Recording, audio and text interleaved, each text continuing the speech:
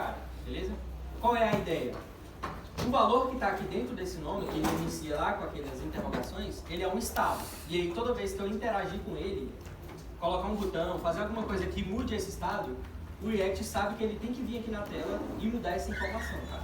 Então cada vez que eu clico aqui, ó, em um desses botões, o que eu estou fazendo? Eu estou chamando o setNome, que é a função que altera aquele nome, e aí eu vou alterar o valor que está dentro daquela variável. Alterando o valor daquela variável que está sendo acompanhada pelo React, aquele estado, ele sabe que ele tem que vir aqui na tela e atualizar onde está sendo usada essa informação, tá? Então se eu utilizasse ela 10 vezes aqui e mudasse ela, ele ia mostrar 10 vezes a informação atualizada, tá?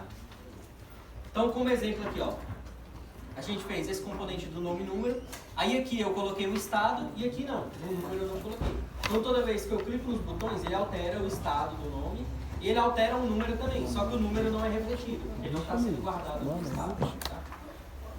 Como está isso aqui mais ou menos? Ó? O nome, eu utilizei um estado para criar ele. Eu coloco use state, o valor que ele vai iniciar. Quando inicia, ele é renderizado pela primeira vez, ó. Esse valor aqui é o valor que ele vai ter de fato. Certo? Então ele vai mostrar sempre as interrogações aqui. E conforme eu clico nos botões, tem lá o botão mostrar nome e número e o alterar nome, ele vai lá e faz a mudança dessa variável nome, faz a mudança desse estado nome. E ele utiliza essa função aqui, ó, que é o setNome. Tá? Então toda vez que eu uso essa função, eu estou alterando o valor que está lá dentro. Toda vez que eu mudo o valor que está lá dentro, ele vai ter que mudar na tela. Tá? Então, por exemplo, nesse caso aqui eu coloquei um exemplo com o gerenciamento de estado, que é o nome, e um exemplo sem. O número é que ele não tem o gerenciamento de estado, tá? Então aqui, ó, o nome está sendo gerenciado, coloquei o use state para usar ele, e o número não, ele é só uma variável qualquer. Quando eu clico no botão, eu chamo essa função, ela altera o nome e altera o número. Mas o único que é refletido lá na tela, ó, é o nome, que está sendo acompanhado pelo React. Toda vez que você chama a função que muda, o React entende, opa, eu tenho que ir lá na tela e atualizar a informação desse cara, tá? Então essa é a forma como eu deixo a minha aplicação mais dinâmica, certo? Então a gente fez outros exemplos, a gente fez aqui um contador, ó, que eu clico aqui, ó, ele nunca passa de 0, clico no mais, aí ele aumenta o volume até chegar em 10 e aí não aumenta mais e diminui até chegar no 0 de novo. Ele tem meio que o range ali do que ele pode mudar, tá? Então esse volume aqui, ó, foi criado um estado para acompanhar ele. Toda vez que eu clico nos botões, eu altero esse estado. Só que aí a gente criou umas regras, né? Então, ó, tem o estado aqui, volume. Ele está sendo mostrado lá dentro do meu card, ó. Eu chamo a variável volume. Então ela fica sendo mostrada aqui. E eu tenho dois botões, o menos e o mais, tá? Então o botão de diminuir, ele chama essa função e aí ele só vai diminuir se for maior que 0. Então quando chega no 0 lá, ele não diminui mais, ele não executa nada. A função de aumentar, ela só vai até 10. Ele só vai aumentar o número se ele for menor que 10. Então se ele for menor que 10, ele consegue fazer a alteração. Se ele chegar em 10, aí ele já não faz mais nada. Quando chegar lá na função aumentar, ele vê que é maior que 10 e já não executa. Tá?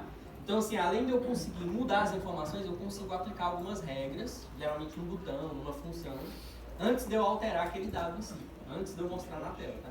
Então eu consigo tanto deixar dinâmico, quanto aplicar alguma regra para ser mostrado aqui. Beleza? E o último exemplo que a gente fez, ó, foi esse aqui, ó, de gerar um número aleatório, certo? Aqui tem um estado, ó, que é um número aleatório, e toda vez que o usuário clica aqui no gerar, ele gera um número aleatório. Tá? Como que a gente fez isso? Ó, eu tenho aqui o meu componente número aleatório, e esse aqui é o número que vai ser gerado, tá? Ele sempre inicia com essas 3 interrogações. Então o app startou, ele vai ficar mostrando as interrogações até o usuário clicar aqui no botão gerar. Quando o usuário clicar lá no botão gerar, ele vai chamar essa função aqui, ó, certo? Essa função, ela tem uma fórmula que gera um número aleatório de 0 a 100, certo? Basta que eu multiplique aqui por 101, ele vai gerar sempre de 0 a 100. Se eu multiplicar por 11, por exemplo, ele vai gerar sempre de 0 a 10, por aí vai, certo? Ele gera um número aleatório e eu jogo esse número dentro do estado. Então toda vez que o usuário clicar aqui, ó, ele vai gerar um número aleatório entre 0 e 100. Ele clicou de novo, ele troca o número que está lá dentro. Clicou de novo, gera um aleatório e troca o número que está lá dentro. Tá? O outro botão ali é o de resetar. Então o que ele faz? Ele altera de novo essa variável número pelo valor original que ela inicia, que é aquelas interrogações. Então quando eu clico aqui, ele meio que reseta aquele componente. Certo? Vamos fazer mais alguns exemplos e aí depois a gente vai um pouco mais na prática, tá? Pode pegar aí o projeto que a gente fez aula passada. Aí o que você vai fazer? Roda ele aí, eu vou esperar vocês. E aí a gente só vai comentar esses componentes que a gente fez aula passada e a gente faz alguns outros, tá?